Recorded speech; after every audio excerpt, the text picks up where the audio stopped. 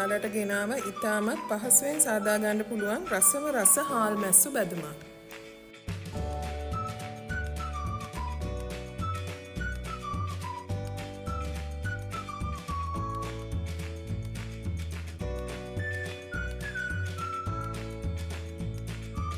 අපි එහෙනම් බලමු කොහොමද මේ හාල් මැස්සු බැදුම හදාගන්නේ කියලා. මුලින්ම පෑන් එකක් ලිපේ තියලා ඒකට තෙල් ටිකක් එකතු කරගමු. ඊට පස්සේ තෙල් ටික රත් වෙනකොට හාල් මැස්සු ටික ඒකට දාගමු.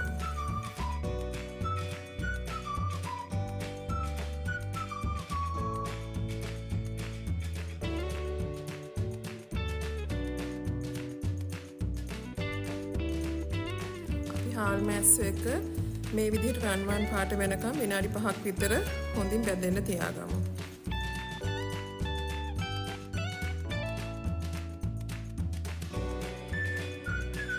ඊට පස්සේ ලුණු අමමිරිස් කරපිංච මේකට එකතු කරලා හොඳින් මිශ්‍ර කරගමු.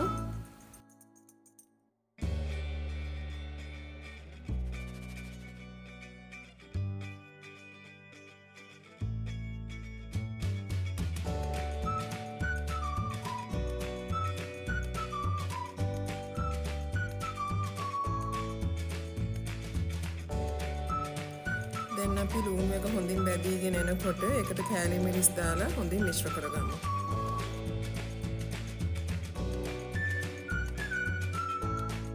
ඔන්න එහෙනම් යාළුවනේ අපේ රසවත් හාල් මැස්සු බැදුම ලෑස්ති. ඔයාලත් ගෙදරදී try කරලා බලන්න.